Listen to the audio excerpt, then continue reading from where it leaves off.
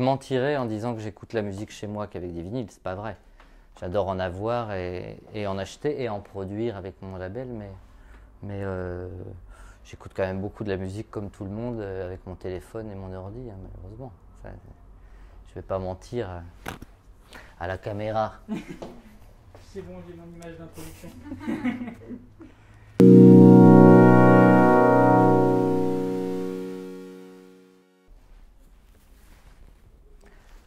On va pouvoir commencer. Antoine Salaire, interview première. Je m'appelle Antoine Salaire, j'ai 50 ans, je suis auteur, compositeur, interprète.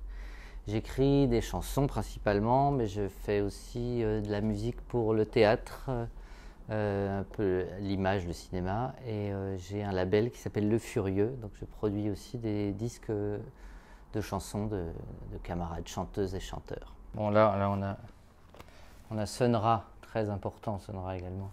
J'y pense aussi parce qu'il y a un musicien français actuel que j'adore qui s'appelle Thomas de Pourquerie, qui a fait un hommage à Sun Ra, absolument génial. Ça, c'est de la musique qui fait voyager très très loin dans l'espace. Moi, il y a certains types de musique ou certaines écoutes où c'est très cérébral. Quand on est musicien, des fois on écoute aussi en analysant en fait. Donc c'est pas toujours le voyage au sens de l'évasion. Je trouve que c'est des fois une façon de voir la musique qui peut être un peu un raccourci, quoi. Évidemment, c'est une évasion au sens où on est dans la rêverie et tout ça, mais cette espèce d'idée, la musique et le voyage, je trouve que si on dit que ça, c'est un peu incomplet. Les Eagles. J'ai pas mal écouté, c'est marrant, en fait j'avais complètement oublié, mais il y a un moment où ça me plaisait vachement. Et quand j'ai enregistré mon disque il y a 3 ans maintenant, là, le dernier album, avec le bassiste Jeff Hallam, on a écouté des trucs pour chercher des sons de basse. Et moi je faisais tout au Wurlitzer, qui est un petit clavier années 50-60. Et on a réécouté des vieux trucs des Eagles et on s'en est inspiré pour le son basse-batterie.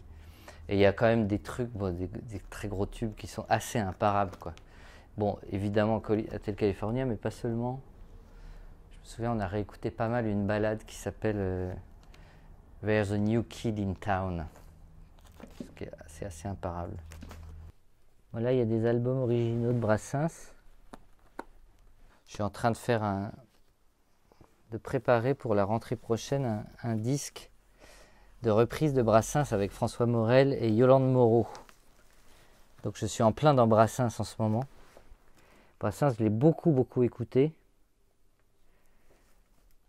À un moment, j'ai un peu arrêté et là, je m'y replonge et j'y retrouve encore autre chose. Je pense que c'est le propre aussi des grands répertoires, ça, malgré tout. C'est des choses qui... quand on y revient, il y a un plaisir renouvelé. Nous, soi-même, on a changé. Entre-temps, on a écouté d'autres choses. Et puis, on réécoute et puis il se repasse un truc. Et notamment, là, moi, je me suis rendu compte à quel point, même si l'orchestration est toujours extrêmement sobre et limitée à une contrebasse et une ou deux guitares, quoi. Il y a une inventivité musicale qui est vraiment impressionnante et une espèce de groove, quoi. C'est ça que j'avais pas entendu avant. J'ai entendu une anecdote il n'y a pas longtemps. Et je crois que j'ai entendu ça dans une émission de radio et c'est Alain Souchon qui en parle. Il était avec des amis, ils sont allés à l'hôpital où Brassens était en convalescence après une opération.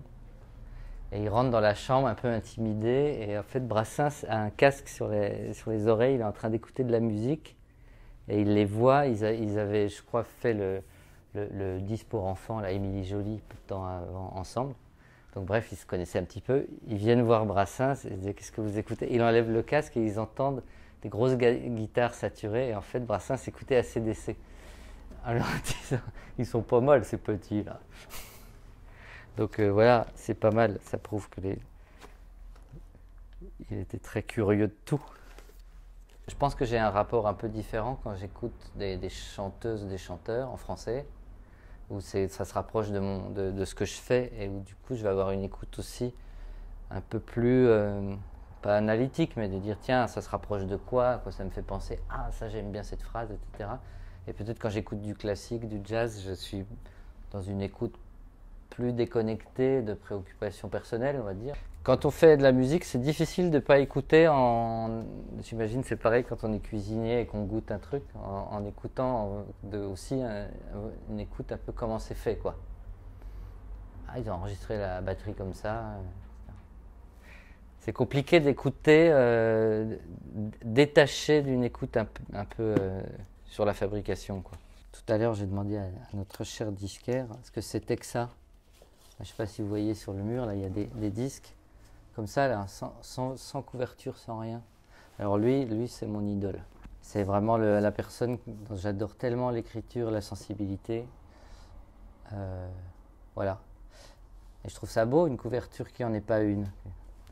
Et donc, il me dit que ce sont des exemplaires qui étaient destinés au jukebox.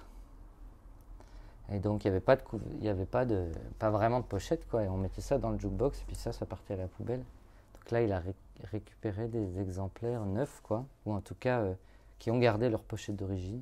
Souchon, c'est vraiment... je trouve que c'est vraiment celui qui inspire toute une nouvelle scène française qui a trouvé des solutions nouvelles dans une espèce d'immédiateté d'écriture, quoi, une espèce de sens de la formule très rapide qui dit beaucoup et qui reste allusif. Il a trouvé, voilà, je trouve une nouvelle façon d'écrire la chanson en français, de faire chanter la langue. Et donc je pense qu'il y a beaucoup de chanteurs actuels qui écriraient peut-être pas pareil s'il n'y avait pas eu Souchon avant. Pour moi, c'est vraiment un mec hyper important dans l'histoire de la chanson française, quoi. Mes tout premiers souvenirs d'achat de musique, c'était parce que j'ai 50 ans, dit-il accablé. Je me souviens, moi j'habitais dans un petit village dans l'est de la France et il y avait des disques à vendre dans le magasin de mon village qui faisait de l'électroménager. C'était le magasin où il y avait les machines à laver, les frigos, et il y avait 2 bacs à l'entrée avec des 45 tours. Et je sais pas, j'avais 10-11 ans, je crois, je sais pas, dans ces eaux-là en tout cas, j'ai le souvenir d'avoir acheté un disque, je ne suis pas sûr que ce soit le premier, mais je pense le Cœur Grenadine de Laurent Voulzy en 45 tours. Je l'ai acheté dans ce truc-là. Donc j'ai un rapport de souvenir d'enfance en tout cas avec l'objet quand même vinyle. Charles-Élie Couture.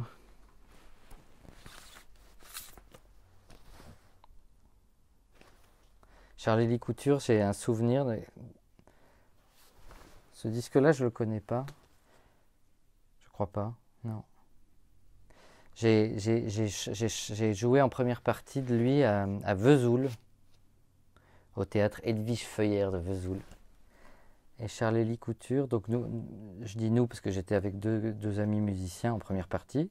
Et donc après, on est allé s'installer dans la salle pour profiter du concert. Et c'était un super concert, avec beaucoup de chansons nouvelles qu'on découvrait. Et à la fin du concert, il a chanté Comme un avion sans ailes, son grand tube. Et c'était très émouvant parce qu'il a expliqué, sur l'intro, il s'est arrêté. Et il a dit, on me demande souvent, vous en avez pas marre? Et il dit, vous pouvez pas imaginer le cadeau que c'est de faire une chanson que tout le monde connaît et qui, dès les premières notes, suscite un « ah » dans la salle. Et il avait une espèce de grande honnêteté. Et j'ai trouvé que c'était beau de dire, oui, j'ai fait plein d'autres chansons qui sont moins connues. Et celle-là, pourquoi celle-là? Peut-être c'est comme ça. Faire un peu honneur au succès et de saluer ce succès-là, ça m'avait vachement touché. Alors j'ai sorti un album il y a un peu plus de 2 ans qui s'appelle juste avec mon nom, Antoine Salaire. Le mec n'est pas très modeste. Et voilà, le disque est sorti il y a 2 ans. Il a eu un bel accueil public et presse. Je suis très content. Et on a fait 2 clips. Un sur une chanson qui s'appelle C'est naissances et l'autre sur une chanson qui s'appelle Merci Merci. Vous pouvez les trouver facilement sur les internets. Il y a un peu moins d'1 an est sorti un 45 tours, donc je suis très content. Alors comme là on est chez un disquaire qui fait principalement du vinyle, je le mets, il est dans son environnement. Voilà, ça s'appelle Juste hier. Il y a un deuxième titre qui s'appelle Le bel ennui. Voilà, il y a un très joli clip d'une chère camarade photographe qui s'appelle Aglaé Bory, qui a été fait sur ce titre-là. Et d'ailleurs, c'est une photo extraite du tournage. C'était hier, et je m'en souviens.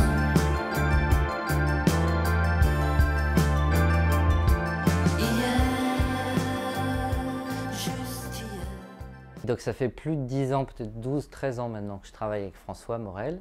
On s'est rencontrés autour des chansons finalement, pour écrire des chansons ensemble. Et cette rencontre, je la dois à une autre artiste qui s'appelle Juliette, que j'admire beaucoup. Et il se trouve que Juliette, et j'avais envie de parler de ça là, parce qu'on est chez un disquaire et pour rendre... Enfin voilà, moi je suis très redevable au disquaire, puisque qu'est-ce qui s'est passé? Je venais de sortir mon album chez Harmonia Mundi, au Chant du Monde. Et c'est un disquaire à Albi, dans le sud-ouest de la France, qui a vu Juliette débouler dans son magasin. C'était un magasin pas plus grand qu'ici, hein, un petit disquaire à Albi. Et il me connaissait. Et mon disque venait de sortir. Et il s'est dit, mais Juliette, elle aimerait ce que fait Antoine, je crois. Donc il a mis mon disque en fond sonore pendant qu'elle faisait elle cherchait ses disques à elle. Enfin voilà, elle faisait son petit marché musical, quoi. Et ça a marché, entre guillemets, c'est-à-dire qu'elle est venue à la caisse et dit « mais c'est quoi ce qu'on entend là, c'est marrant ». Et le disquaire a dit « bah voilà, c'est un petit gars qui vient de sortir son disque, je vous l'offre ». Et à peine sorti, il m'a mis un texto en disant « je viens de donner ton disque à Juliette ». Et Juliette, quelques semaines après, m'a appelé pour me dire « je fais une émission de radio de promotion où j'invite des artistes et j'aimerais bien que vous veniez dans cette émission chanter la 4 ». Donc je suis venu chanter le titre numéro 4 de mon disque. Et qui est-ce qu'il y avait à cette émission aussi? François Morel. Voilà, et la rencontre a été... voilà, ce soir-là, on a discuté après, on s'est bien entendu. On s'est revus après, parce que j'ai fait la première partie de Juliette à l'Olympia. Et François était dans la loge à côté de la mienne. Et voilà, et on a commencé vraiment à discuter, à devenir copains. Et voilà, donc je dois cette rencontre qui a vraiment été un tournant formidable dans ma vie d'artiste et aussi une rencontre amicale tout court. Je la dois à Juliette et au disquaire d'Albi. Donc vive les disquaires.